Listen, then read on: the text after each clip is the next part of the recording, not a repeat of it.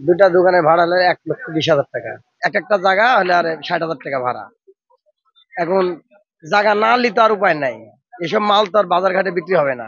এখন উনি বেশি 50,000 টাকা দিয়ে নিছে, এই কারণে ওনার প্রোডাক্টের দামও বেড়ে গেছে। আমি দুইটা জায়গা নিছি, দুটা দোকানে ভাড়া হলে 1,20,000 টাকা। একটা দোকানে 60,000 টাকা। এটা হলো 3 দিনকার জন্য। 60,000 টাকা লাভ করা সম্ভব না, কিন্তু যেহেতু আমরা এই লালন মেলার জন্য মানে আগে থেকে 15 দিন আগে থেকে আমাদের প্রস্তুতি নেওয়া লাগে। এসব মাল টাল তো আর হঠাৎ করে গেলে তো পাওয়া যাবে না। এই জন্য 15 দিন আগে থেকে মালের জন্য আমরা অর্ডার বায়না দিয়ে দিছি, ঠিক আছে। মাল তো এদিকে রেডি। লালন মেলায় আসছি, লালন মেলায় আইসি মনে করেন যে জায়গায় পাচ্ছি না, না পাতে পাতে লাস্টে বলা হলো যে এক একটা জায়গা হলে আর 60,000 টাকা ভাড়া।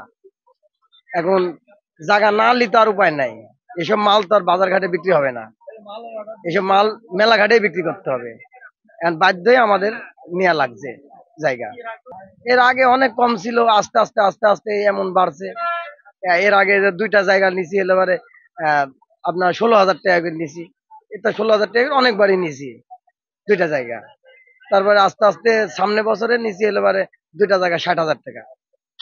আর শুধুমাত্র এই বছরেই খালি 1,20,000 টাকা দিয়ে জায়গা নিয়ে। ওয়ালটন এখন দেশের সীমানা পেরিয়ে পৌঁছে গিয়েছে 50টিরও বেশি দেশে।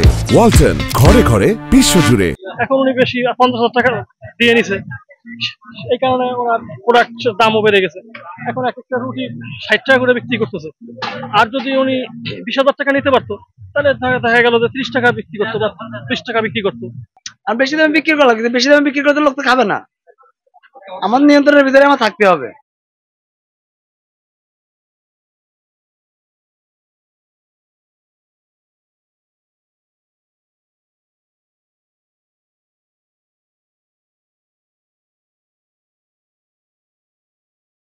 আর ঘর থেকে টাকা নিয়ে এসে দিয়ে দেওয়া, কারণ আমার দোকানে দোকানে 10টা লোক আছে, 10টা লোকের হাজির কিন্তু আমার পকেটেতে যাবে, প্লাস আমার দোকান ভাড়াও আমার পকেটেতে যাবে।